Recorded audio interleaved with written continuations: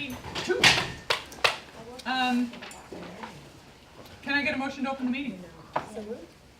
Second? Second. Thank you. All those in favor? Aye. Any opposed? Can I get a motion to convene to executive session? We need to seek advice from legal counsel regarding particular students and to discuss contract negotiations. So moved. Second? I'll second. Thank you. All those in favor? Aye. Any opposed? All right, we're going to go. Second? Second. All those in favor? Aye. All right. Let's stand for the pledge. I pledge allegiance to the flag of the United States of America and to the republic for which it stands, one nation, under God, indivisible, with liberty and justice for all. All right, so welcome to the educational meeting, everybody. We are starting off with public input 1. Do we have anybody for public input 1? I know, it's really cold. Nobody for public input 1? You text that it's really cold in here. Yeah, Thank you. So then we'll move into our educational presentations, and I will turn it over to Superintendent Gray. Okay.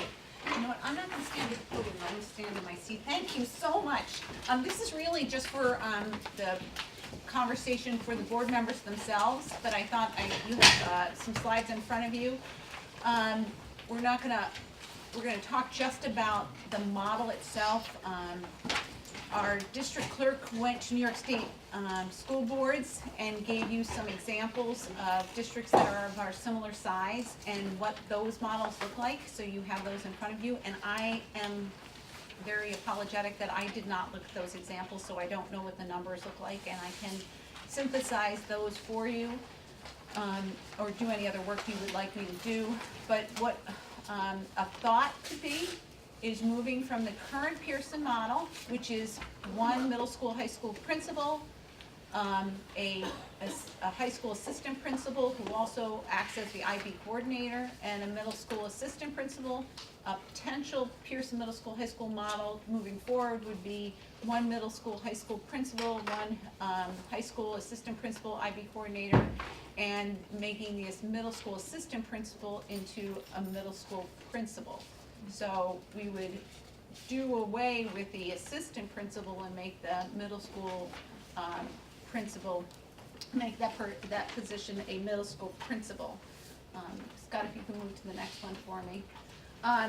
I tried to think about some reflections on benefits and concerns, and then let the board have some active discussion amongst themselves. We aren't making any kind of a motion or decision. Again, this is an educational, this is just for information. The left is what I felt were some benefits, and the sort of like a stoplight are in the pink, or the red is some concerns. So on the left, there'd be no increase in the number of administrators district-wide. The middle school assistant principal position would be converted into a middle school principal, so that wouldn't be. But on the concern side, with the title of principal, the Board of Education may negotiate a higher salary for the principal, although that would be more administrators' overall salary could rise. Because the person, obviously, the hope would be that they would have more responsibilities, with authority and responsibility going hand in hand. The second item was when the business offices and pre-K classes moved to the former Stella Maris building, the middle school wing would be a more authentic middle school. On the other hand, the middle school assistant principal could still continue to work out of the main office suites. The third item I thought about was the potential for closer proximity to the middle school students and focus on the middle school curriculum, the middle school programming, and the middle school professional development. There's always, again, we're having so many classrooms that would be become middle school classes. The concern side of that is potential for conflicts with shared staff, leadership concerns, like who is in charge of the staff, because now you have the middle school, high school principal and a middle school principal that would be supervising the same staff, supervising maybe different professional developments. There might be conflicting in focus.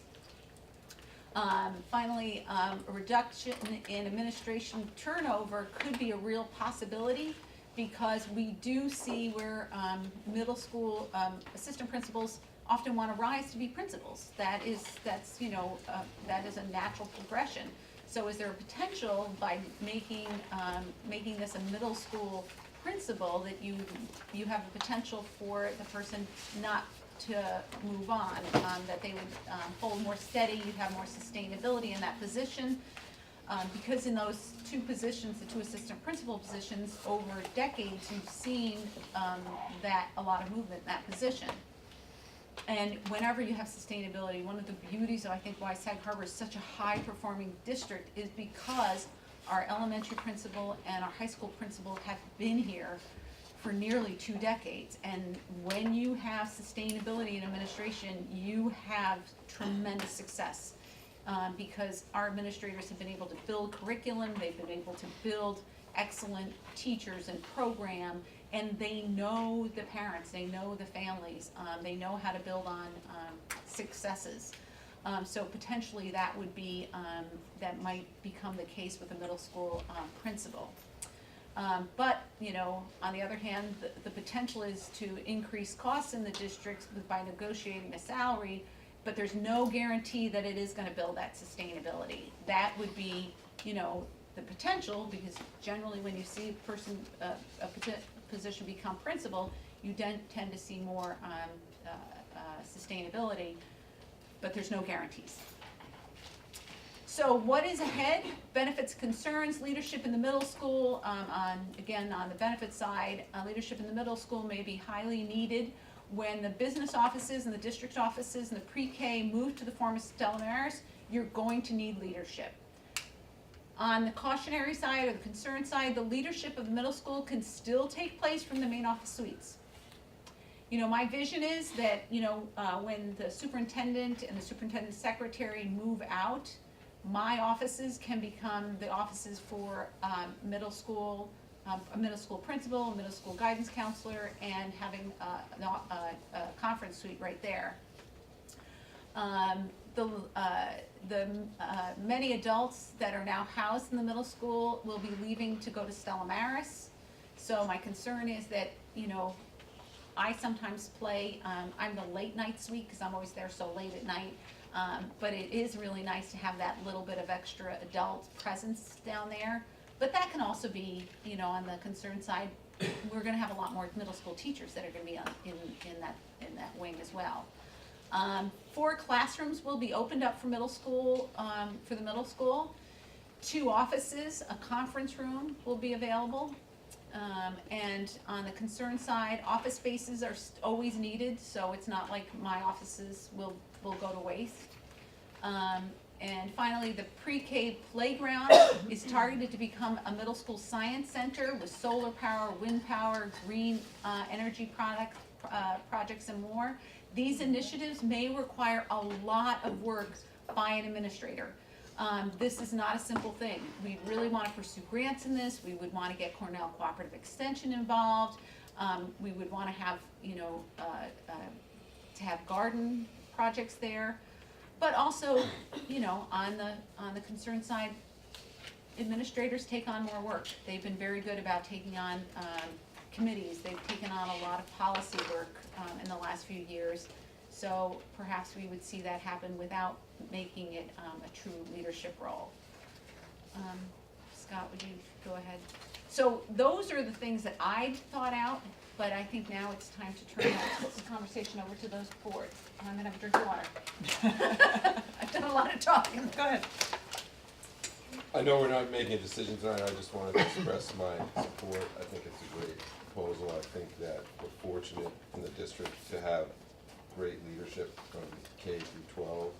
But it seems to me if there's a way that we could perhaps improve by, that maybe sometimes the middle school gets lost in the shuffle a little bit, and I think having a middle school principal as a way, as an independent position would be a way to really focus on making sure we have the best middle school we can. So I think it's a good proposal. We always want to be thoughtful, I think, about creating new positions and the costs involved. It seems like, given that we'll be eliminating the assistant position, that mitigates that somewhat. So I think it's a very good idea. Excellent. Anybody else want to weigh in or share their thoughts? I totally agree with Alex. I'm all for anything that enhances the importance and focus on the middle school. As we all know, middle school's a tough age, and anything we can do to continue close oversight, I'm happy to support. I want to thank you, because I think you did a really good job of articulating the benefits and concerns, and I think you were very balanced in how you did that, so I want to thank you. You brought up some things I hadn't even thought about on both columns, so this is, I think, was really helpful. And I can see the validity of both sides. One of the things I wanted to hear, because a lot of the things under benefits, I thought, well, why couldn't that happen with an assistant, principal in the middle school? So for me, I didn't quite I don't quite see the compelling reason why at least most of that couldn't happen with the middle school principal. You could have them housed in that wing. You could have them do a lot of the things on the left. So I think I need to get a clear understanding of why couldn't most of those benefits happen with our current structure? Do our administrators that are in that building think that this can't happen unless this new position is created? I would like to hear that feedback. And then the scenario I can imagine is, we have a fabulous staff here, including a stellar administrative team, but if you had two principals that didn't work so collaboratively, to be sharing staff and building could be a pain point as well, so that would be a concern that I might have. I know middle school is really important, so a lot of these benefits I would hope we would be doing regardless of I would assume that this is part of the charter anyway, but those are just two things that would help me get greater clarity on making a decision. Anybody else want to jump in? Go ahead. I'll go because my time's ticking. So is mine. If the creation of a middle school principal role really aligns with the promises we made the community when we purchased Stella Maris, in the fact that we were indeed going to make a true middle school. And so I would love to see that moving forward. I can understand, Chris, what you said about, is this happening already and two principals in a building? And I know based on the people that we're not gonna talk about that are in the roles, that all the good things are happening. But when somebody else's B becomes someone else's A priority, and it's theirs and it's separated, it's like when the tide comes in and all the boats float. So when you have someone that owns it completely, it's just gonna make it that much better. And so separating those two things to me are a win-win. So on the night that you vote on that, I will come and sit over there quietly and clap. I'm done. Go ahead, Susan. Yeah, I agree with Chris that I really appreciate the presentation and sort of the looking at the pros and cons. I also completely agree about thinking through and putting a greater focus in the middle school. We all know that those are the toughest years for a lot of reasons. And so bringing them greater support. I still have concerns with this model though, because actually it leads to a drop in staff overseeing the middle school. Because currently we have a principal and an assistant principal, and this model there's then a principal and no assistant principal. And so you have less people then to support, so that concerns me. The other concern I have is that physically we are one building. So I do wonder about the who's in charge thing, and I do think that one can move folks over to that wing and still get the benefits of presence. So I guess I wonder how with this approach we can still get greater support for the middle school. It worries me that it's actually ultimately a reduction, and that's a concern. Because I think that this came out of, right, a desire to keep our fabulous leadership. So I don't think anybody is questioning that. But will that accomplish that? Because if that role wants their own building, but here physically we are one building, it's a wing. So I guess I'm just have some concerns about that, and then the number of who's there, you know, I mean, We could establish an assistant principal to the middle school. I'll do it for free, and then I will let everybody have a cell phone. then you're not. You're fired. Susan, did you want to weigh in? I'm agree with the proposal. I think it's a good proposal. I think that the coming in from a new building from 5th grade into 6th grade can be, a frightening experience, and to have, this role in that position, I think would be phenomenal. Just seeing the other day, I saw a few of the 6th, 7th graders, and they're little coming in here, and even though I understand it's another wing, but I think it'll be positive in a sense where you have one wing to be dedicated to one person and another wing dedicated to others, because to get to that wing sometimes it could be difficult. Can I ask Katie a clarifying question? Yeah. So in terms of, because my kids have only been to one school, so I don't have insight into how other schools operate. When you have a small school like ours where you have staff, teachers that teach both middle and high school, and I know that I think you have experience with other schools that do this, what's that reporting structure if you have two principals? Are they both report to both principals and evaluated separately from both? And if they have a conflict of how they feel about that teacher, then the teacher's gonna get conflicted input, right? So how does that kind of mechanically work when you've got two bosses that are discrete? That's part of the reason we have like cabinet, and you meet every single week, is that you really have to work things out. Like, you have to work things out. So we meet as a cabinet every single week, and we come together usually around a delicious meal, which is paid for by me. It's not paid for by the district.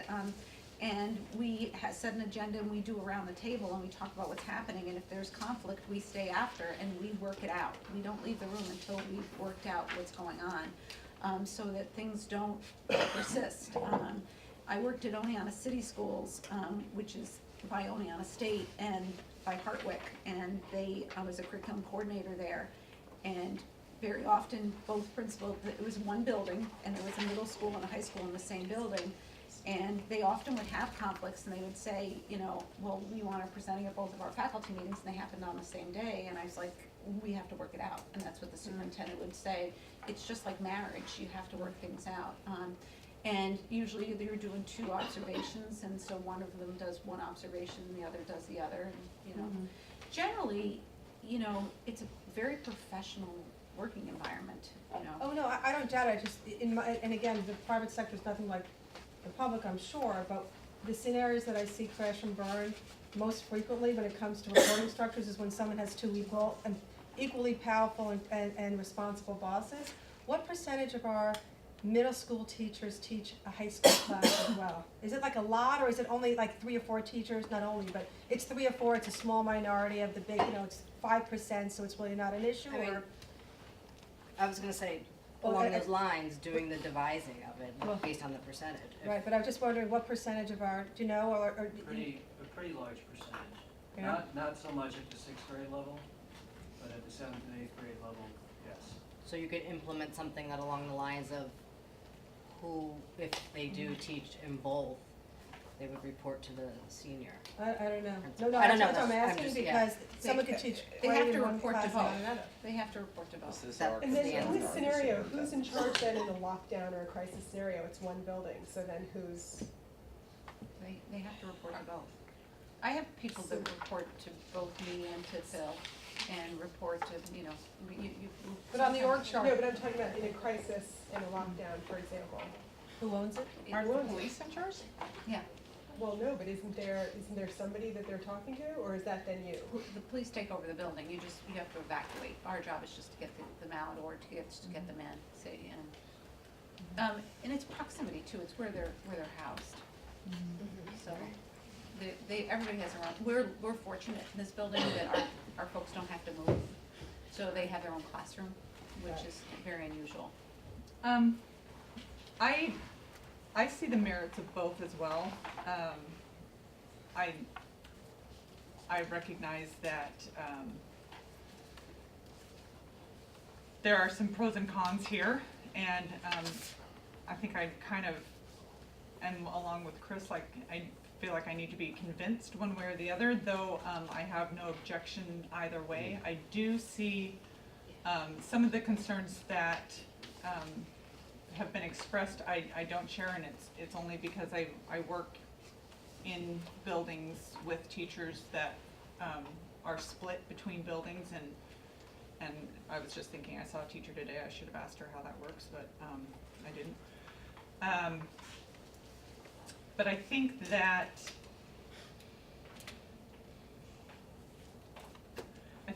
having, as we looked at the organizational charts of some of other districts our size, some of them you can't tell if it's split or not, but some of them you definitely could tell that there was a middle school principal and a high school principal, and some of them you could tell it was shared, and some of them where it was a shared role had an assistant superintendent of curriculum instruction or some other comparable title to kind of help with the instructional workload, because I know that building principals they're not just instructional leaders, there's a lot of other things that they have to manage and take care of, and I know that that's growing as time goes on. So I think that I could be convinced either way, and I think that it's good to look at all the pros and cons. Would anybody else like to weigh in on their thoughts and opinions before we shift gears to something else? Because as Katie said, we're not voting on this tonight per se. We can put it on the future agenda and vote on it then. I just wanted to hear some conversation and some concerns and see if we could ask some questions. Are we going to have at some point an opportunity also to hear from the administrators about this? I think that it would be a smart idea to hear from them. Do you guys want to weigh in on the? I asked a question before, and we kind of, that was the question no, it's good. It was the question I asked. Oh, I thought you asked about what percentage of teachers. No, but before then, I just asked, are there things, do you feel like that this has to, for these pros to happen, do we need to make this shift? Or can those pros happen without the shift? Well, I think it's a matter of degrees. When I was here by myself and there was one administrator in the building, 6 through 12, I didn't have any assistant principals, and I could do the job. It was a matter of the degree to which, in the detail that I could get into in addressing matters. I think it's a matter of degree with the switch from assistant principal to principal as well. If you were to put that person down in the middle school, there would be a closer proximity to the students there. There would be perhaps a bit more of an ownership stake. It's very, very difficult to talk comprehensively about this issue because there are two levels to it. One is a personnel level, which is probably not appropriate to talk about here, and the other is an organizational issue, which is a little easier to talk about. But those are my thoughts. And Susan raised that if this change happened, instead of having what I would say like half of a principal and a full-time assistant principal would go to a full-time principal, so you're kind of down a little bit of administrative focus. Do you think that would not be an obstacle and it would be overcome by having elevated this position? Hard to answer that. I mean, I'd have to envision myself not getting involved at the middle level, which is a pretty big jump for me. So even if in title that wasn't an official responsibility, I think I'd probably still weigh in from time to time. Just my nature, but I'm pretty confident, again, we're talking about a person in a position, I'm pretty confident that the person who potentially could be in that position would probably handle it and do it very, very well. Even with, without AP support. Excellent. any other conversation or discussion from the board? Yeah, I just had one question. So to that end, is there another way to get, if you went to this model, is there another way to get that role then, some additional support? Like, is there a way to shift how Yes, our guidance volunteers, works? Other than you, Stephanie. No offense. I mean, is there another way to approach that? Because I think that's one of my big concerns, is that, you know what I mean? You know what I'm saying? Like, right Yeah. now, basically, we have Yeah. 2 people, and so it's basically going to 1. And so how do we get that role then? I think my vision for this is by moving the principal there and also moving the middle school guidance counselor down to that wing, that now you have teammates. You have 2 people that are working collaboratively together, on 6th, 7th, and 8th grade in a real team model, you know, and then they are able to, work very deeply with their 6th, 7th, and 8th grade team. You know, you take a team approach where they're locked together. They're having their meetings every other week on students, on the fragile students, on the high achieving students, on every student and on curriculum. And they take a team model approach. And then how does backup work? So if you've just got 1 principal and that We're all still individual's just a out for phone call whatever reason. away, you know. So there's, okay. Yeah. Okay. So, at this point, I'd like to move on to the next item on the agenda, which is an update on goal number 1, which was task B, diversity inclusion committee update and board recommendations.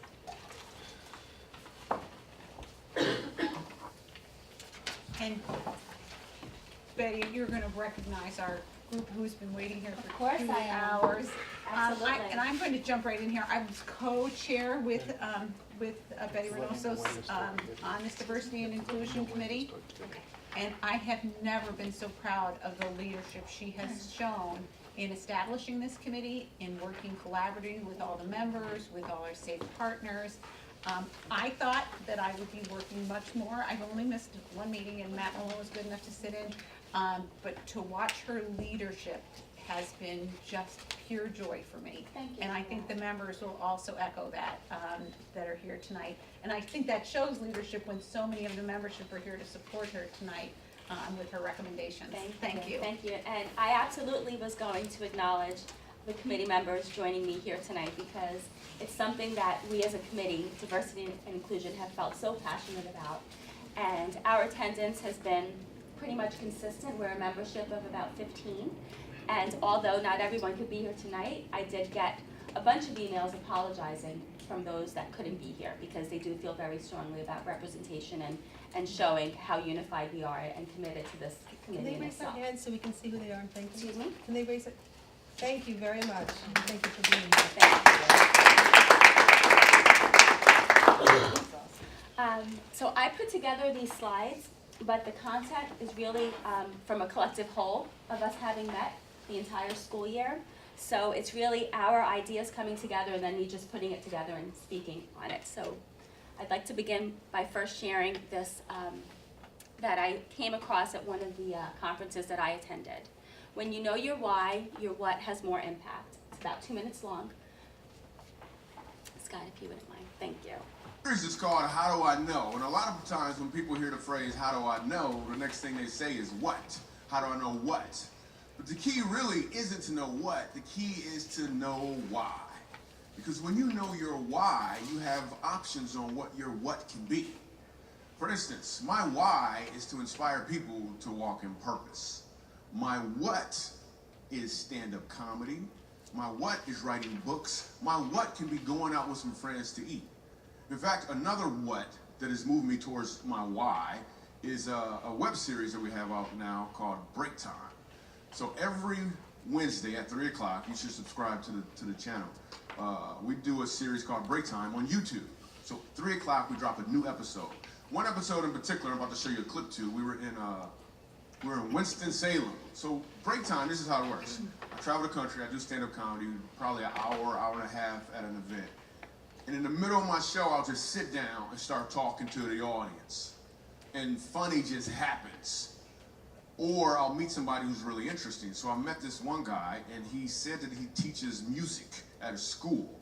I was like, all right, you teach music, you know, can you sing? And then I'm just gonna show you the clip. Check it. So you're a musical director. Yes, Cool. sir. All right, so let me get a couple bars of like Amazing Grace. Can you do the first part of that? Go ahead. Amazing grace, how sweet the sound that saved a wretch like me. Wow. That bro could sing. You know what I'm saying? All right. Now, what you give me the version is if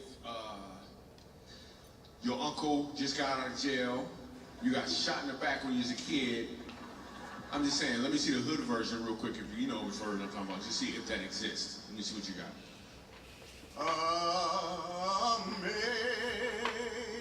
Amazing grace, how sweet the sound that saved a wretch like me.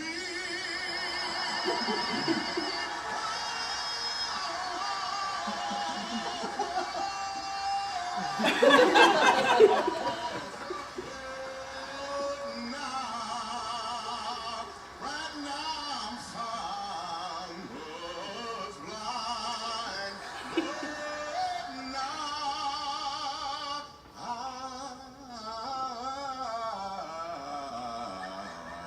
I see.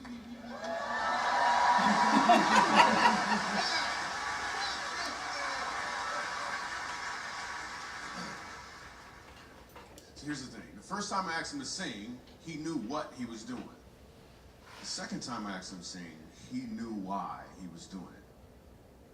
When you know your why, your what has more impact because you're walking in or towards your purpose. Okay. So, with that being said, our why as a committee, why have we decided to come together and meet every month for an hour at a time?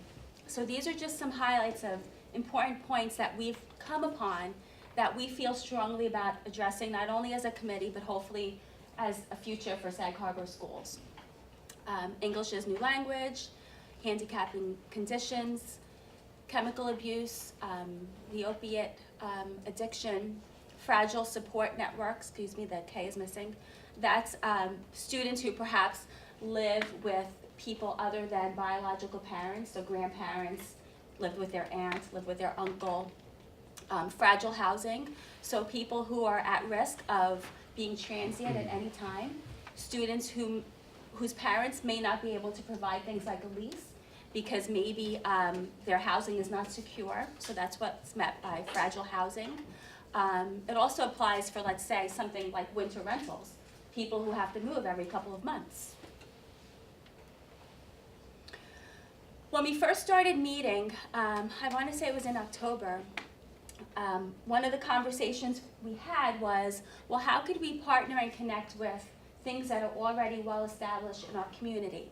So that's where this list of East End Safe Partners was created, and the reason we call it Safe Partners is because there has to be places where people go for support and information outside of the school district that they feel as safe, non-threatening. They could go and ask hard questions and get information that doesn't fall under the school heading. So some of these organizations that we've met with already are these five, the first five listed. So things that we learned about, for example, with the retreat is that they offer workshops and trainings here in-house and at school. Of course, they have the 24-hour hotline. OLA, Latin American organization, support services that they offer for immigrant families. I was just made aware that they were gifted a very large donation, private donor, that can secure legal advice, legal assistance, secured for the next 2 years for families in need of legal support. CME offers a lot of events after hours, after their doors are closed, to families who need support with things like tutoring for their kids, math, science tutoring, English language, John Germain offers tutoring as well, also English language classes. Bella Abzug leadership training is something that was just opened up by Christina Little, Pearson Sag Harbor, psychologist. She secured this for our schools these last couple of days. I believe it's until tomorrow, where it's a leadership training for women and for young women in our school. And then looking forward to next school year, we're hoping to connect with the Anti-Bias Task Force and the Sag Harbor Community Food Pantry. Again, just safe places where families can go to get information and support outside of the schools. What we've done so far. The first 6 bullets are trainings, conferences, and workshops that we've been to. I've attended 3 of those 6. Some have been training by teachers. They've also been by Mrs. Graves. Brittany Carrero has also attended as well. The poverty simulation workshop is one that was a little odd to hear about because a lot of questions came up like, oh, what is that like? What does that mean? And I wasn't even sure myself, but the idea behind that training is, again, things that go on behind closed doors that we're not even aware about. For example, a student who might chronically be late to school. Well, maybe that student has to get their younger siblings ready for school every single morning at the elementary school, so they run late to their own school at the high school. Parents who are working, 12-hour shifts, so they can't be available for things like parent-teacher conferences. Or, when a teacher might say, how come you don't get your homework done? How come it's done sloppily? It might be they don't have electricity, or maybe they don't have a quiet place to do their work because they're living in a one-room house. So this is the idea behind the poverty simulation workshop. So it's things that we might not be sensitive to because we're not really understanding what might be going on for a particular student behind closed doors. Email correspondence is something that's been established, bilingual in English and Spanish. The menu at Pearson Cafeteria being available, again, now in English and Spanish. And something that we've implemented in the last 2 months, Fausto Hinojosa has been coming over to the elementary school as a community liaison, support person for parents with things like SHAPE registration, parent-teacher conferences, meeting with teachers, and really being the communication piece in our building. Board of Ed recommendations. So our hope for the future is to eventually become a freestanding Board of Ed committee. So we'll no longer be ad hoc with nutrition and wellness, which is fine and wonderful. But we really feel strongly about us being a freestanding entity. And So hopefully Betty, I want to just going long-term. Put you on pause for a minute. Yes, sure. These are things that they're hoping for you to consider when we do our goal setting.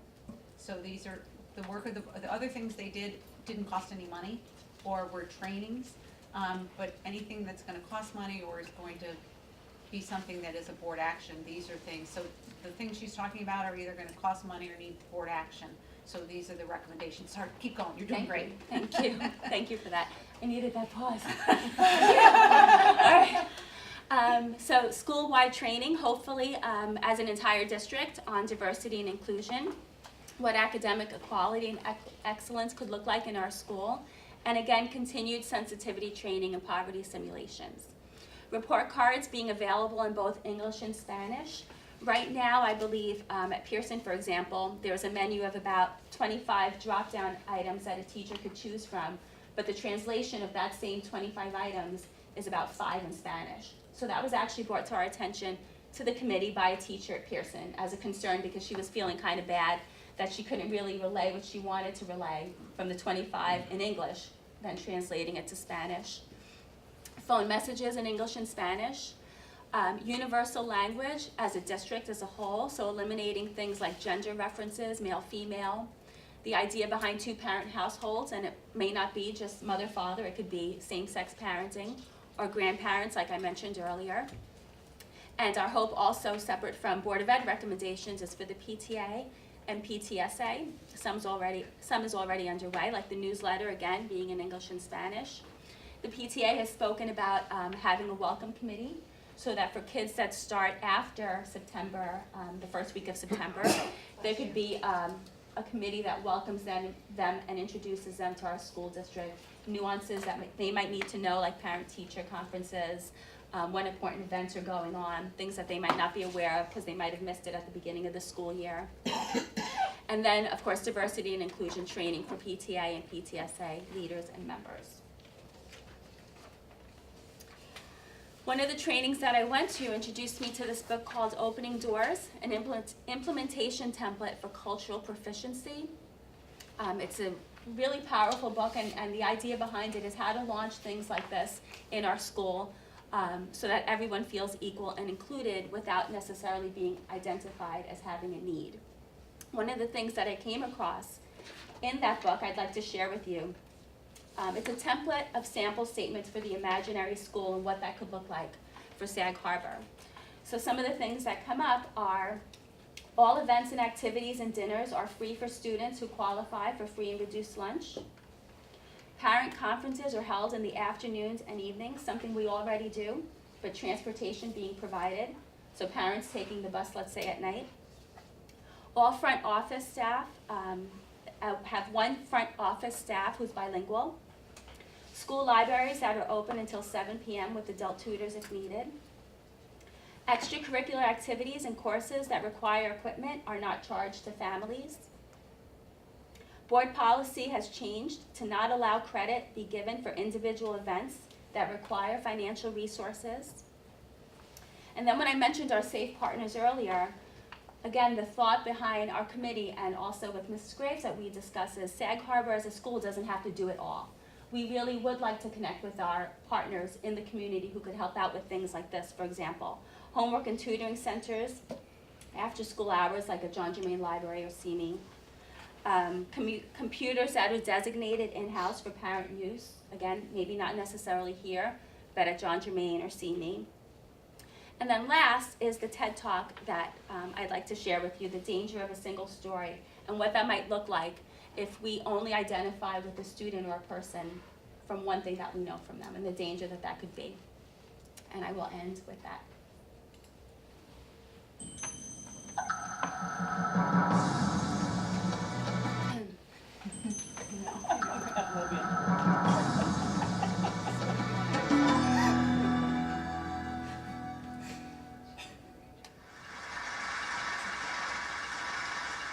I'm a storyteller, and I would like to tell you a few personal stories about what I like to call the danger of the single story.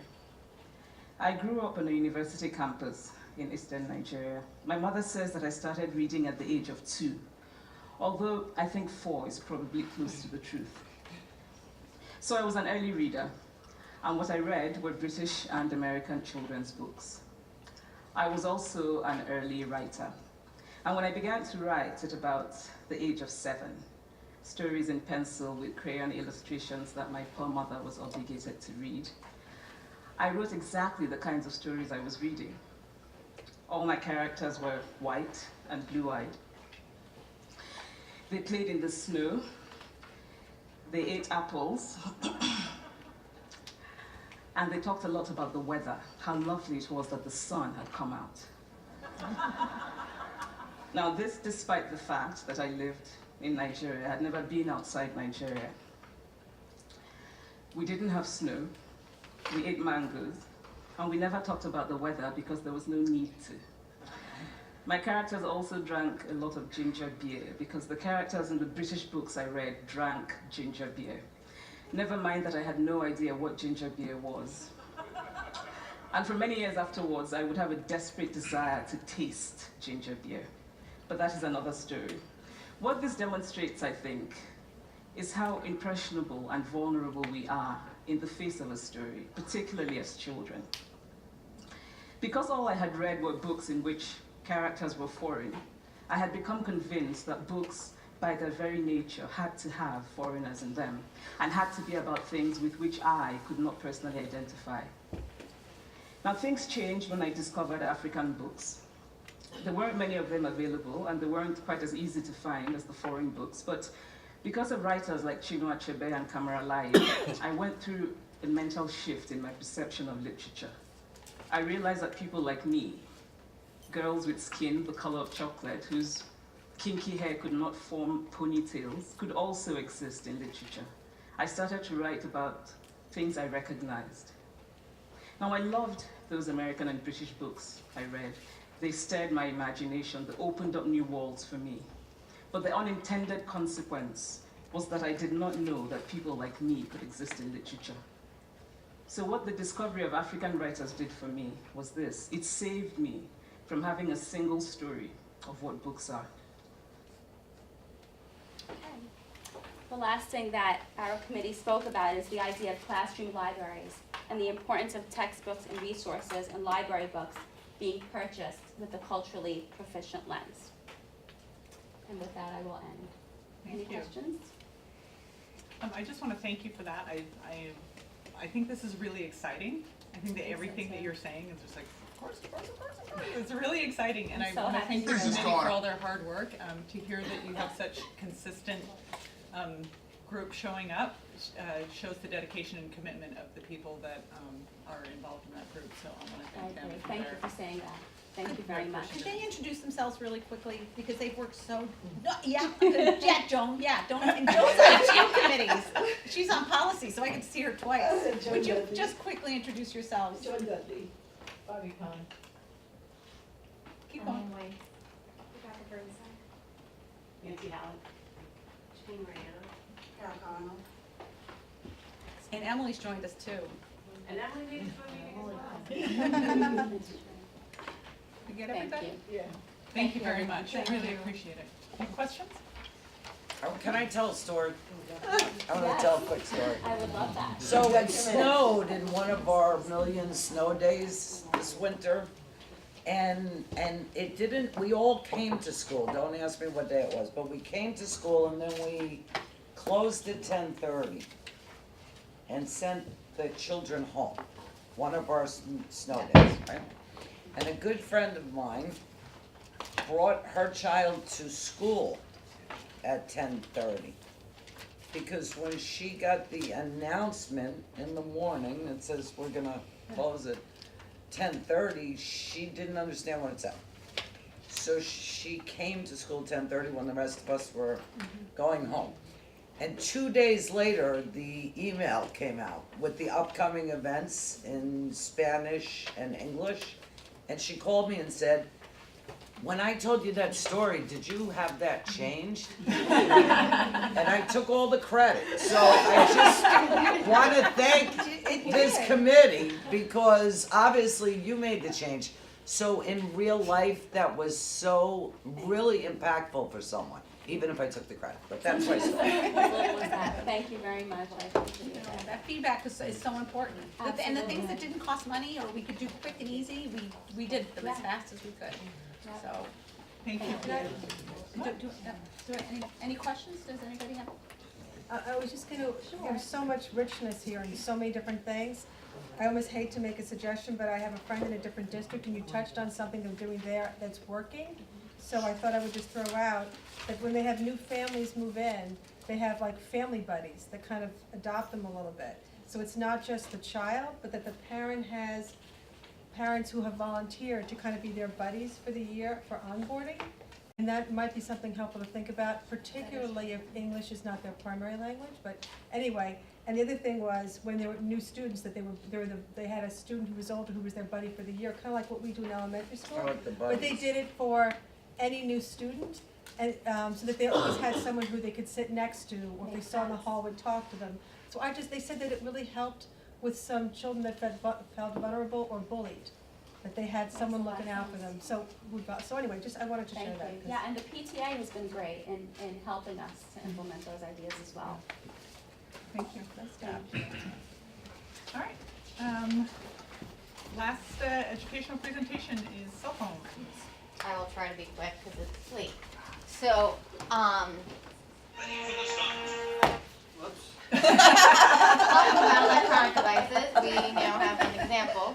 So, Stage that. this is a hot topic among parents and stakeholders. We here at Pearson will do whatever everybody is for. We are just here to help implement that. I think with the change in cohort in parents, it shifts, and we try to read the pulse of everybody. So I'm just gonna walk you through all of what we've done and what we've changed thus far since my 5 years of being here, and then we will just presenting the information, no recommendation.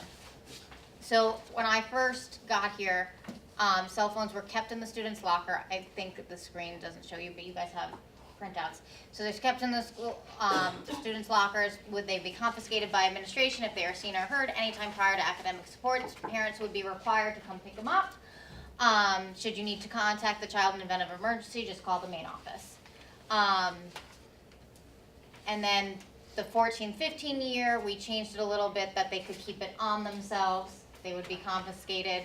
A violation will result in the phone being confiscated in the case of emergency. Again, contacting the main office. Then in 2015, the Shared Decision Making Committee committees, middle school and high school, I believe, am I correct, Mr. Nichols? Yes. It was middle school and high school discussed it, and this was the draft that was given to the board in the spring of 2015 to review, and then it was implemented after that the following school year. So cell phones are permitted in schools because we thought in a 6 through 12 building it's hard, right? Which we just discussed, there's shared staff. You might be teaching a middle school class one period and then a high school class the other. You also, as much as we know all the kids, right, there might be a teacher that didn't have a middle school kid yet but could be mistaken as a high school student. We have students that grow very tall. I have a 7th grader that's over 6 foot right now. So there could be that mistaking as well in the hallway. So cell phones are permitted in school. Students may use their device before the start of first period, in the hallways, during lunch, and after school. Once inside a classroom, the cell phone electronic device must be turned off and stored in a location not visible to the teacher. Cell phone electronic may be used for educational purposes in the classroom with teacher permission. If a cell phone or electronic rings, vibrates, it will be confiscated. Permission of a faculty member may be confiscated. Refusal to surrender the cell phone when asked is considered insubordinate and will result, and then the disciplinary actions listed. So then, after that, we had parent feedback that, nope, it's not working. In the middle school, we need to make sure that we're a little more on top of it. There should be no more teacher discretion. So I had a 6th grade parent town hall meeting that year, this year, and the year prior to that. So it was 2016, 2017. It was in the fall. We changed it just for the 6th grade parents because they were uncomfortable with that policy. So we changed it to they're allowed in school. Students are to put their phones in their lockers during the start of each school's day. Cell phones, electronic devices remain in the school lockers during the morning instruction and afternoon instruction, so they can use them during lunch and academic support. Teacher discretion is advised during academic support. If it rings, vibrate without permission, the faculty member may confiscate the device. Refusal to surrender again. So it's that same wording as the previous years, like the 2013, 2014. So this is just an overview of it. So cell phones were to be away in the lockers.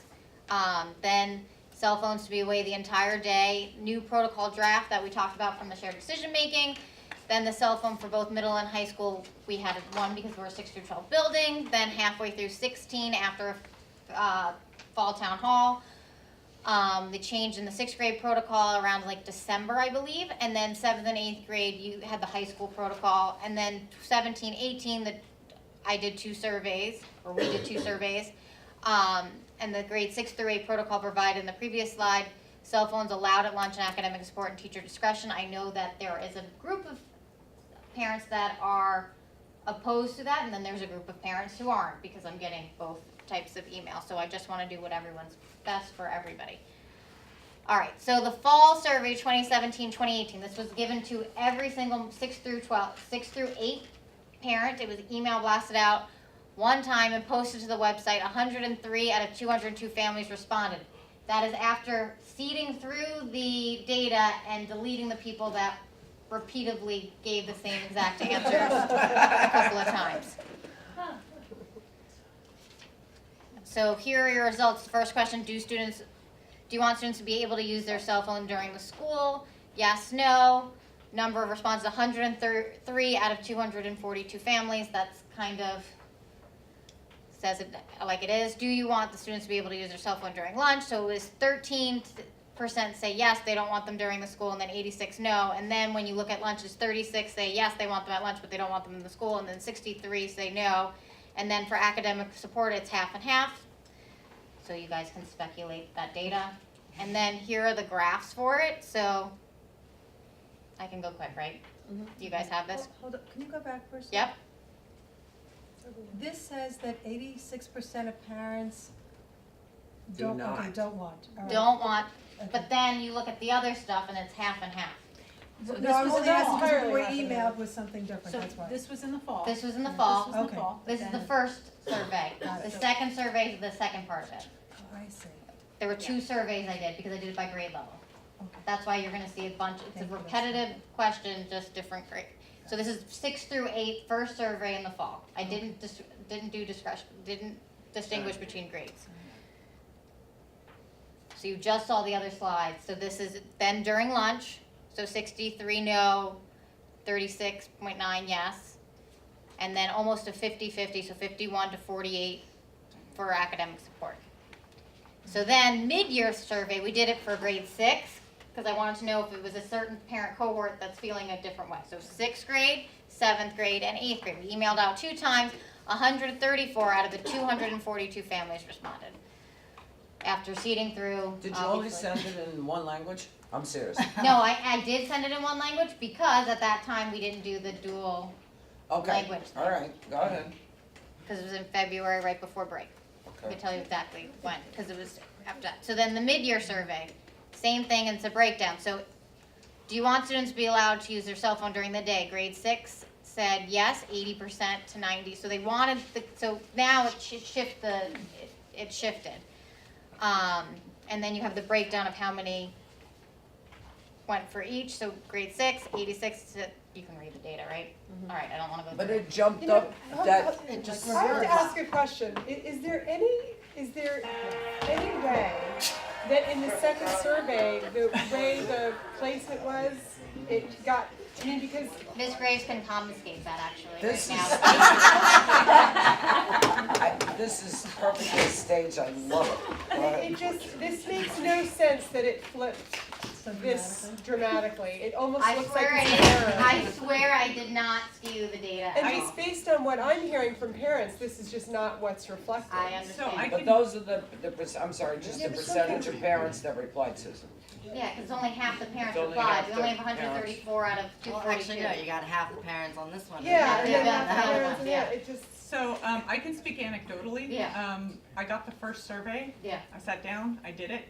Second survey came out, and I said, I already did that. yeah, And I didn't do it exactly. again. And so I didn't do it either. I had the same thing. I thought it was the same survey. It So was. And I I looked at- remember, it was the same survey, but I remember explaining that the data was skewed the first time, we need to redo it, and I'm doing it by grade. And Yeah, I but I wrote wonder that if in the that thing. happened a lot, because this Yeah, I don't doesn't think- make sense. Well, it doesn't matter, because now we're going on to the next protocol. Because we're going on to whatever everybody decides. So this is just data to show you. So as you can see from my end, right, we're looking at this, it's confusing, and also the first survey, not everybody responded, so I really don't know if I have a true pulse. And then now this survey was not a true pulse again. So I'm in a holding pattern of what the board and our parent and our community members and There is another anecdote too, that as safety has ratcheted up, parents' feeling of the parent-child just having a phone is very has, different. not they're using a phone, but them having a phone has become something. Yes. Because safety and security has been mounting. Now, the Even though alternate people- of that too, though, didn't we say actually having a cell phone could actually increase danger? Yes. If it went off at the wrong moment?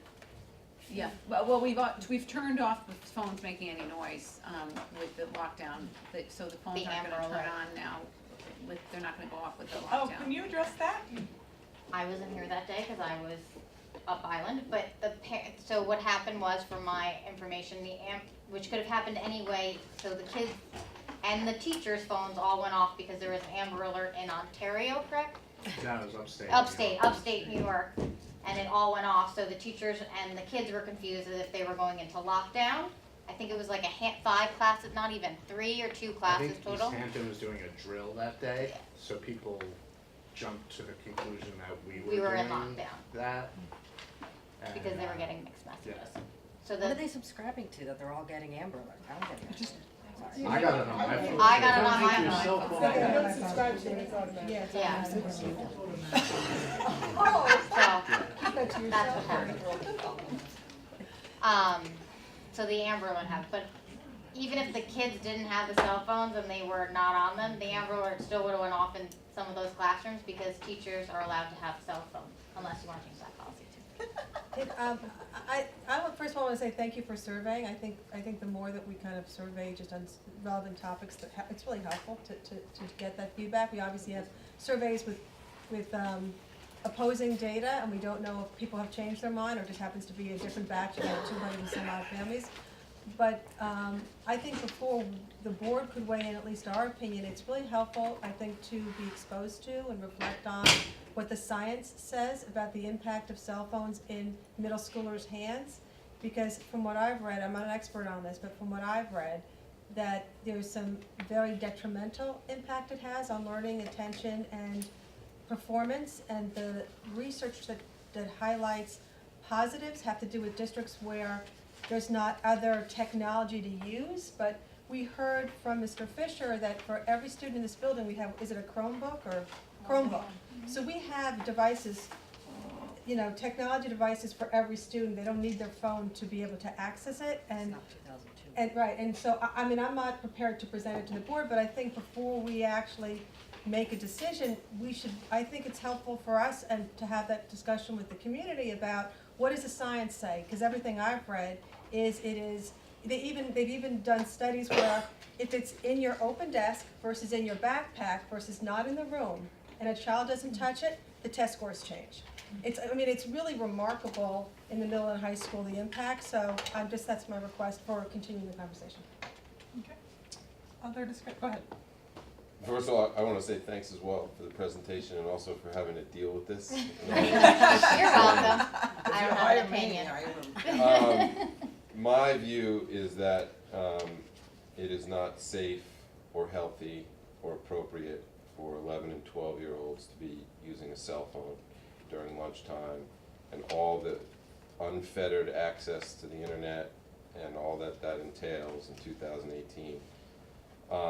And so I think we do need to make a change. At the same time, I also hear the very real concerns that a lot of parents have expressed, particularly in the school safety environment that we're in, wanting to know that your child has a phone on them and that you have a way to reach them or they have a way to reach you in an emergency.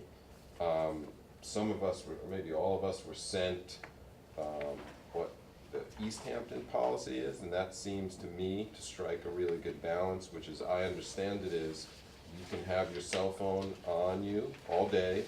It can be on, but it has to be in your pocket and on silent mode, and it can't be displayed, and that includes during lunchtime. And to me, that seems like a good way to strike a balance between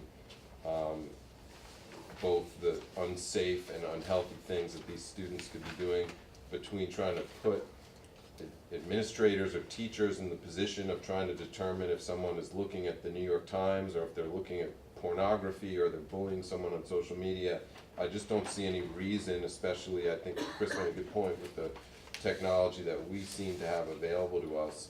And for me personally, I think that's a good idea to talk about the science, but these devices are changing so much every day, it seems like. I don't know how available enough science would be. So my view is that we ought to be doing something like what East Hampton does, which allows you to have the phone with you in case of an emergency, but not use it during the school day. See, I don't understand that.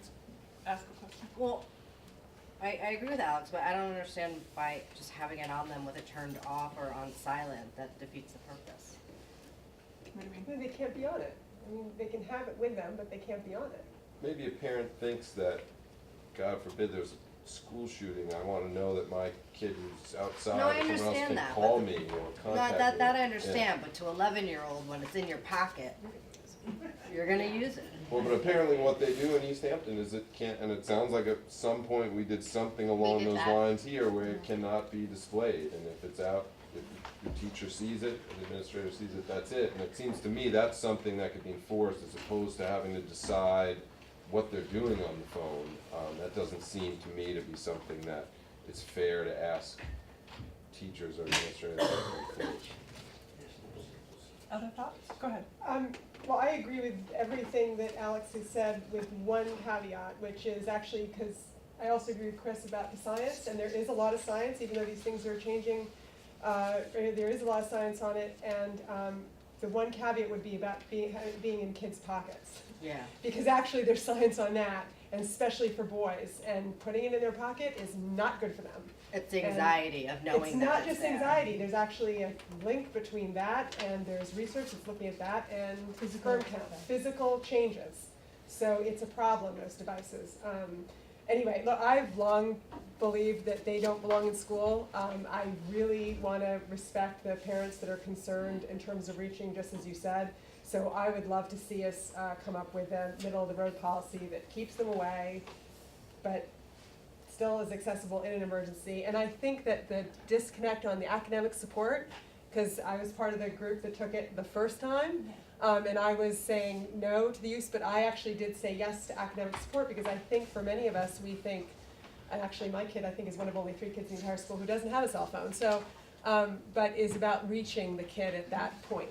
Because there's clubs, you wanna know, are they going to club today, was club canceled, what's the game, you know, do they need something before they, so I think it's a logistical thing, which is definitely easier than the office, although the office is wonderful. And that's why the lunch, so I'm just adding on, that's why the lunch was for that, because the parent couldn't get to the kid on time. That was why they wanted the lunch period during that fall Right, town but hall the meeting. lunch is, I think, is different, and I've heard about it But from I'm kids just letting, in I'm here. just giving you the history, I'm not Yeah. giving an opinion, I'm just saying that was why the lunch was Yeah, put in that one time. Because I am hearing from kids about the kids being on it during lunch, and then that does take away from kids going outside and playing with things that they should be at the middle school. You know, there was a time when there weren't cell phones. I'm sure there was, a time when there was no cell phones. And yet somehow, parents and children were able to coordinate and, I mean, when I see, when I see a text from my, she's gonna kill me sometime. I text my daughter and I know it's an academic class and I'm thinking, how the heck is this happening? And it's about something totally irrelevant that could have waited till 7 o'clock. And I know parents in the audience are thinking, same thing happens, right? So it's, you know, we know what's working and not working now, and I would say we have to talk about the high school too, because it's really bad in the high school. And it's not the administrator's fault, but it's really, cell phones are really poorly used in the high school right now. But if, I'm just letting you know, science says if it's in their pocket, they're gonna pull it out. Adult, you go to a restaurant, an adult cannot sit there without checking their texts and probably taking pictures of their food. You think an 11-year-old whose brain is now, the addictive part of their brain is being lit up by social media and the things. That's what happens. So they're now becoming more addictive as a person and as personality. They're not gonna be able to do it. Here it says it cannot be in sight at all. So as long as, you know, I mean, I think this is nice and strict, but this is much stricter than we've had. You can't see it sticking out of a back pocket with this policy. So this is really, it is a way, which I think is better, but I think if it's in the pocket, they're gonna be using it. Well, back Other thoughts, anybody else wanna weigh in? I just wanna make a statement, because I feel the need to make this statement so that the school doesn't come off looking poorly, but I understand that a couple of parents have said that they were concerned that their kids were accessing things on YouTube or over the internet that they would never be allowed to see at home, and that they're seeing in the school because their buddy or friend is on it. Our school Wi-Fi blocks that, so you cannot get, and this is a fact, you cannot get on YouTube in our school and pull up. Yeah, you can, if you have your phone on service. cellular data, but it still blocks inappropriate, it censors it. How would it block it on cellular data? Well, you can't, it does. Hold on, can we block inappropriate websites on cellular data? This is alternate. No, I'm gonna clarify what Stephanie's gonna say. If your phone is technically on the Wi-Fi. Correct, And it's is on, blocked. if your phone's on the Wi-Fi, it's blocked. But if your kid swipes up, puts the phone, if you're using an iPhone, that's why I said swipe up. If you click off the Wi-Fi, then you can, yes, access the other stuff. You can access anything. We can't block that, And they correct? are, Stephanie, No. and they Unless- are. Maybe wants the answer. In my Can it be understanding, our blocked? school Wi-Fi does not allow, No, it can be bypassed if they turn off Wi-Fi and just rely on their cellular service. But We have no way to limit that. Okay. However, as a parent, you do have ways to Right, limit I was that. There gonna are say, tools that the come onus with is the on the cell parent. phone, or that should come with, depending upon your carrier, that you can limit the activity of your child. You can limit the hours your child can use the phone too. So you don't necessarily need a school to regulate this. Use your parent. If you say, I don't want my child using it during lunch, you can set up the app so that during the child's lunchtime, the phone doesn't work. So, Well, the problem is, Scott, you're assuming that the parents know more than the kids about the technology. And that assumption, I think, is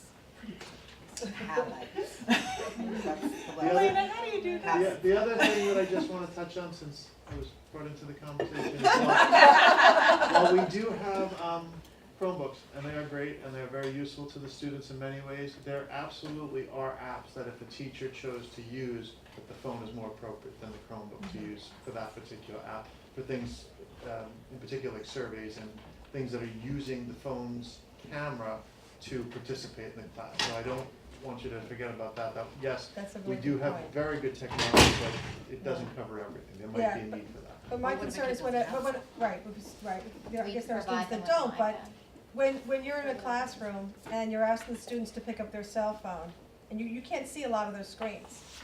And we know that our students always do what every teacher asks them to do when they're Every in time. class, right? We know that some kids aren't doing that, and so again, and this is not against our teachers, it's used in many schools choose to use and not to use. It's just, it's a distraction for every student when they're asked to pull it out and use it. Anybody else want to weigh in? I wanna know why my kids say they can't get on Tumblr or Snapchat or Shop during the school day. Because they're on the Wi-Fi. Because they're on Wi-Fi. Wi-Fi. If they are connected to our network, they will be blocked. But they said even if they're blocked, even Yeah, if they see- turn off the Wi-Fi, Well, they don't tell can't them do how it. to do it. Yeah. It's not smart They now. haven't figured Just it say, out. yes, you are blocked, no, you can never use it in school. So it kind of sounds like the will of the board is to move towards a stricter policy, but it also sounds like we need some more information about like what exactly that might look like, with respect to, is in the pocket okay, does it need to be away, does it need to be in the locker, those sorts of things. I guess my question for the board is a logistical thing, because I don't want to throw this to the policy committee, because the policy committee's got enough on their plate right now. And it really is more, this isn't a policy, it's a protocol. It really goes into more, it really, protocols is student handbook, teacher, it really isn't a policy. And it really should be vetted with the teachers, right? It should be, and I think the other thing that we probably wanna do is we probably wanna check in with East Hampton and, get some feedback from them on what's working well with their policy, what's not, so that we, go in with our eyes wide open in terms of what we wanna implement here. And I would also pull other like schools that are 6 through 12 or 7 through 12 and what their policy is, because it's a different type of building when you're in a shared building. That would be my, Well, and I think thinking about different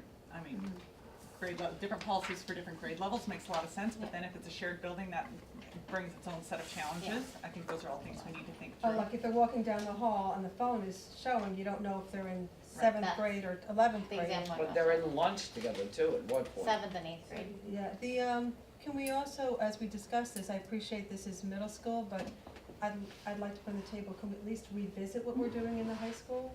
And confirm that we feel good about that, or examine whether it needs to be adjusted? So who ultimately is gonna make this decision? I know nobody wants to. We're gonna make it, right?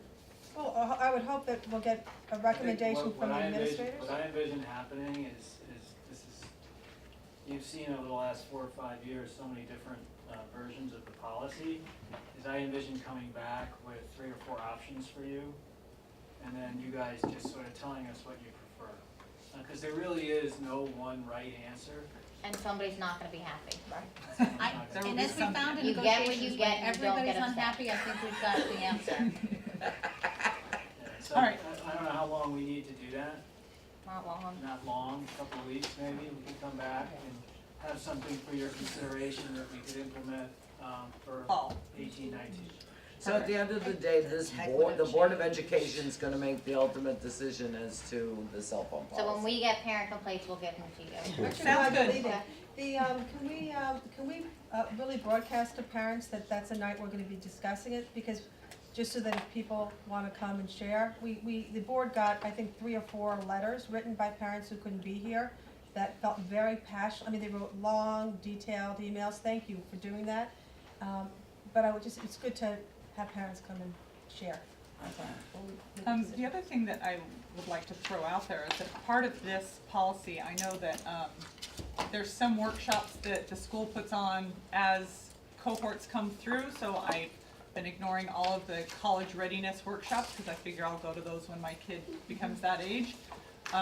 Maybe part of the repertoire of workshops might be, now my kid's graduating 5th and I'm gonna hand him a cell phone and I don't even know how to work it. So Mr. Napoli and I were talking already about creating that, and we actually started mapping it out to have little workshops throughout the year.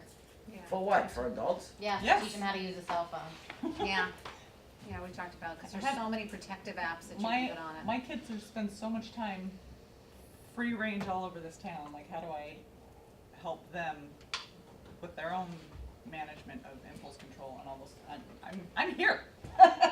So I need help figuring out how to put those controls in and helping them. And I remember, I had 4 children, and I remember my older 3 didn't have phones, and my youngest did, and I remember having to come to the school and have her phone confiscated. And I remember having to leave work, and I've been, you're kidding. And finally I was like, oh my God, manage this. And she goes, I think you have to call Jake, who's my cell phone person. And I literally turned everything off.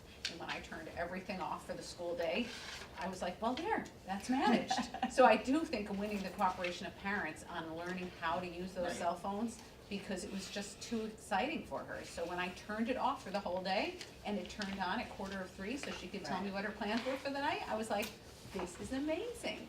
But I really was not in the know. I wouldn't know how to do that. I was not in the know. Try habits.com. It's a good app. I'm gonna go to a workshop. I could turn off her All phone right. right now if I want. Thank you very much, appreciate it. Thank you. Oh, boy. Public input 2. Oh, wait, we have one more presentation. We do? At No, the we request of the can't board possibly. member. It's Oh. just gonna be so quick. It's gonna be, 30 he seconds. can do it in 30 seconds. Watch how Nope, fast. wrong way. Summer projects this summer, we have our Pearson window project we're hoping to kick off relatively soon. The elementary field plaza multi-purpose court project is, we already kind of started that, we moved the tree the other day. And the Stella Maris renovations. Pearson window project, where the windows are still in fabrication, we're waiting for the release date from the manufacturer. Once we get the release date, we can schedule the install. Existing tree, new place for the tree by the playground. Moved it. It went very smooth. And Stella Maris, SED completed the architectural review. SED is in the process of engineering, the engineering review as we speak. June 7th, 2018, video conference scheduled with architect, engineer, superintendent, and facilities to work on logistics. Architects will be on site the 25th, 26th, and 27th to meet with town and village entities. We are currently on schedule and awaiting approval from SED. Thank you very Can I much. ask a question about the timeline? Sorry, what's that? I have a question about the timeline. Sure, I'm sorry. And, no, it's okay. I was told to be quick. And you get a gold star next to you. Yeah, we had a presentation in December with the timeline that included the state's approval months ago. Correct. And breaking ground this month. So, I thought it was the June. middle of August. it had said June in the presentation. June, we're in review process. We're waiting for approval at the end of June. We might still reach it. Right, no, I know that. I'm just letting you know that the original one and because it's been reposted many times, was that we were going to start breaking ground in June. I thought it was the elementary school. No, it was for Stella Maris. So I have to go the back and look document at that, I'm is sorry. allowed. But anyway, so I'm just wondering, because the original timeline had the approval several months, and I know we ended up sending the plan several months late. So at this point, we are waiting for approval. We don't know when we're gonna get it. We hope to get it in June. Honestly, I believe we were supposed to break ground in August, So so. Yeah, if we get approval in June, then we send the bids out and then we Correct. can still break ground in August? Correct, yeah, we'll Okay. we'll put them immediately after bid, we'll float them Okay. for 10 days in the paper. Once Okay. they're in the paper, we get the bid results, and then we could award probably if we could, if everything works out well, we do the July, August meeting, and then we could break ground shortly after that, once we have our bonds and insurance So in we would place. still be on, so we're still kind of on schedule as long as we get a state approval this month? As of right now, we're on schedule. I mean, Okay, to great. to That's probably break fantastic. ground in the middle of August. Great. But the next meeting, I'll definitely bring up that timeline again, okay? Okay. Right, All right. because remember they didn't think they could get the expediters, and then they did get the They did. expediters, so I think that we've been pretty consistent with where where, it's not BCK anymore, it's IB. IBI group. IBI group, Yes. right. Yes, I made it simple, so. All right, thank you. Any other questions? I'm sorry, okay? No, you're good. All right, thank you. Public input 2.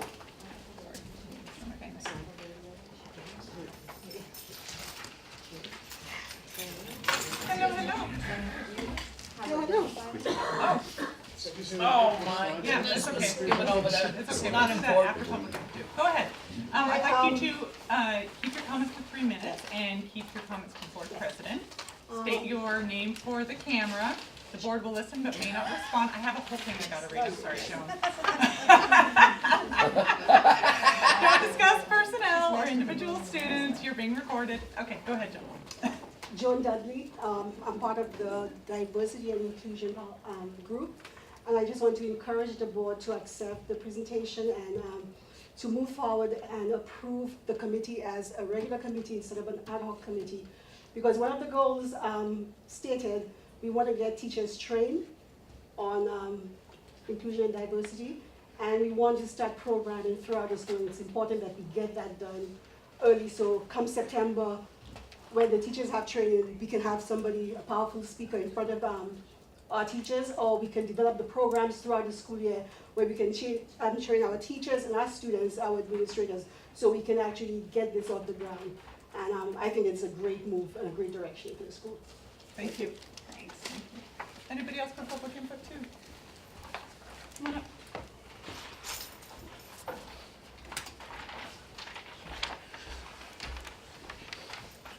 Jim Cuneo, the teachers president. The business item to approve the MOA. We're gonna do that right after public input 2 because I just looked over it. I'm sorry, that's Okay. my fault. We didn't think it was important, so we were just gonna eliminate it. I've always wanted to do that. Sorry. After that vote, could I come up and have Absolutely. an Yes. as well? Absolutely. And my apologies for running to public input 2 and past the business item. It's supposed to be posted, isn't Yeah. No, I lost track of my agenda. It's my own fault. That's the best Nobody part. to blame but myself. comes up I know. And It's a cell little late. You'll waves have from to her forgive me. I cell got up early phone this morning. dendrum. Anybody else for public input 2? We'll have a public input 3 afterwards. And we're still doing items for discussion after that? All right, can I get a motion to approve business item number 1? So moved. Second? Second. All right, any discussion? Well, first of all, I want to thank Tash for sticking with us in the negotiations. We appreciate it, and it's been a long haul and a lot of hard work. I just wanted to let you know that I am a big supporter of teachers, and so I don't want my no vote in any way to be misinterpreted as not being supportive of teachers. I just feel like with some recent information that I can't be supportive of this particular contract. But I was raised by a public school teacher, my sister's a public school teacher, and I think we've got a fabulous team, so. All right, any other discussion?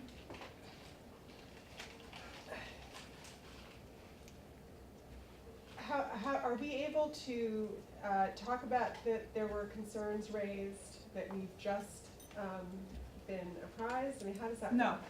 work? With the things that were discussed in Yeah. executive session are not public. Okay.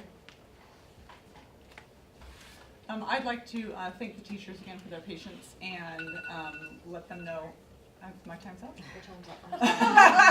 It's the 3-second rule. Yeah, exactly.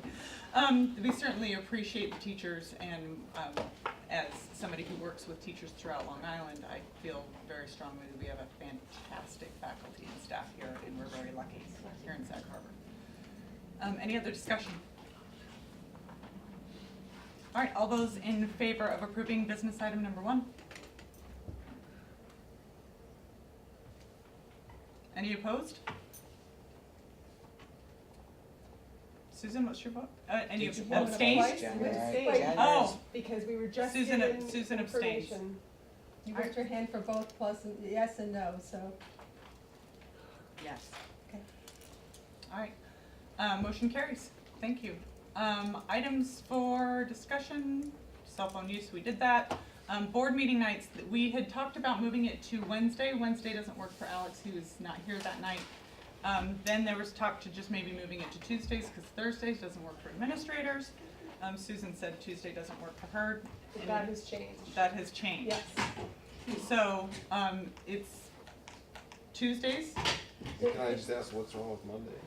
I'm really in favor of keeping it on Mondays too. I'm just gonna throw that little piece in. We can't do Wednesday. I thought you Yeah. wanted to move it to give more time. No, I gotta tell you, when I started looking at the calendar and the dates, I'm really in favor of keeping it on Mondays, because we know that routine, you know? And it's getting late, and I gotta get the calendar out for all the other things, Okay. for parents have to start planning. All right, so for this year, we won't do any changes. Expect to see the board meeting calendar on next agenda for vote. So if there's any feedback that you need, now is the time. Well, yeah, so Yeah. are we discussing the proposed board meeting schedule? Because I have real concerns about it, because one of my concerns is that right now we have the goals meeting and retreat slated for August. That's always been done in July.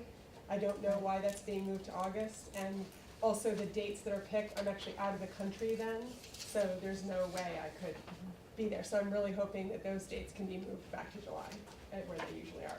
So I don't know why we have goals meeting and retreat at the end of the summer. Doesn't give any time to actually address those things before the school year. Victoria, you had the availability of Darcy. Darcy for the retreat. Yes. Yeah, That's when so she was we're available. kind of locked into the retreat for sure. So she has no availability in July? Then is there another? There's more than one is there- person Yeah, in the there's group. gotta be another person who can come to do the mediation for that.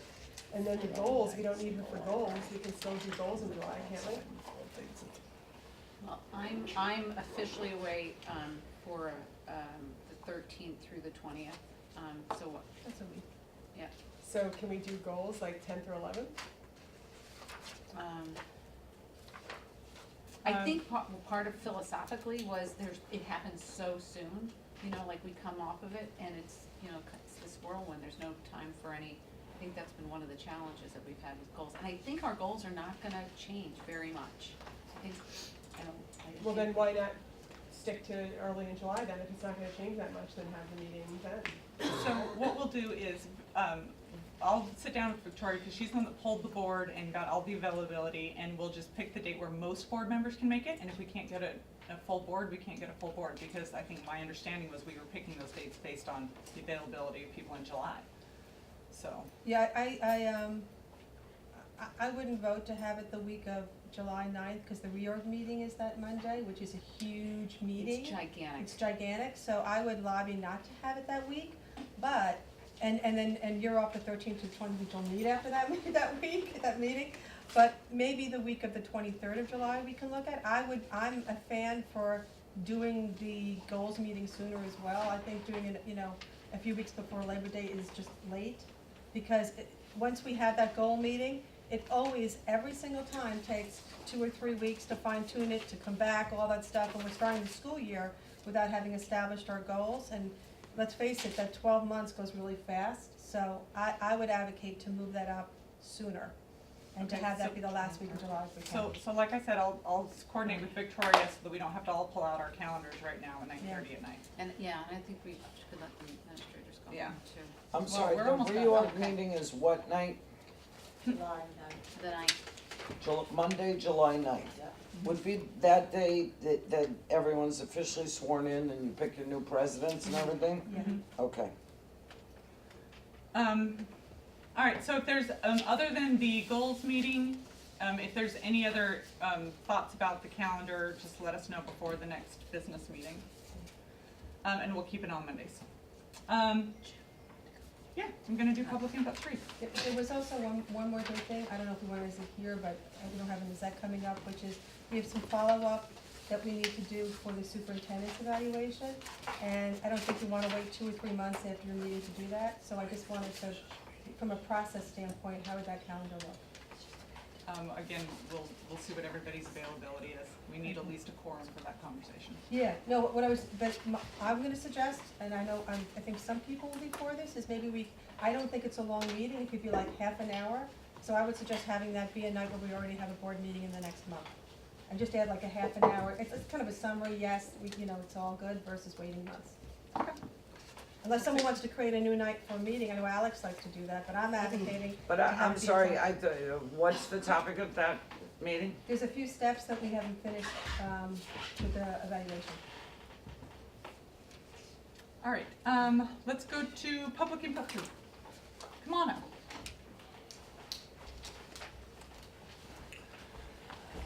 I'd just like to thank the board and congratulate both the board, the superintendent, and the teachers for this contract negotiation process. We've been through some very contentious negotiations in the past where there's been a lot of drama, and the negotiations have been public and in the past, they've turned quite nasty at times. And this was not an easy one. It took a long time. But what I think we did together well is that we kept it private. And it is my hope that we continue to work together to that end in the future. I've been here 25 years, and the number of contentious negotiations is far more than those that have not been. And I hope that this is the start of something really that's new. And so, grateful for that. To that end, I want to say that the teachers need the administrators, the building administrators. We need to work with them to one aspect of this contract. In order for that aspect to be successful, we need to work with the administrators. And I'll probably have some teachers that are upset with me for saying something like that, but it's important for teachers and administrators to work together. And I would ask the board to settle the contract with the administrators as quickly as possible. I don't know anything about the details. The administrators have handled themselves extraordinarily professionally. I wouldn't know the difference between the work that they do in these past 2 years, if they had a contract or if they did, and if they didn't, rather. And so I look forward to next year, because I think that as we move forward that we can create a circumstance here, which I've been looking for a long time, that will really benefit the students. And in order for that benefit to happen, we need to work with the administrators, which will probably happen one way or the other, but I think it would be better for all of us if the contract with the administrators was settled, and I would ask you to do that. Thank you. Thank you, Mr. Mayor. Anybody else for public input 3? Come on up. I'm always yours. Nada Barry. First of all, I'd like to thank all the board for all the work you do.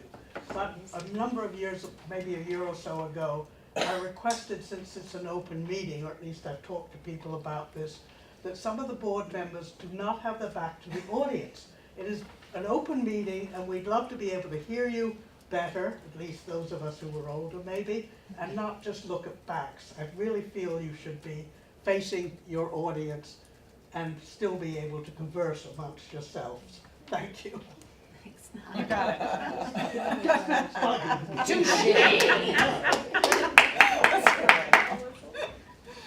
Anybody else for public input 3? Anything anything else for the board meeting? Can I get a motion to adjourn? So moved. Second? All those in favor? Aye. Any opposed? Motion carries.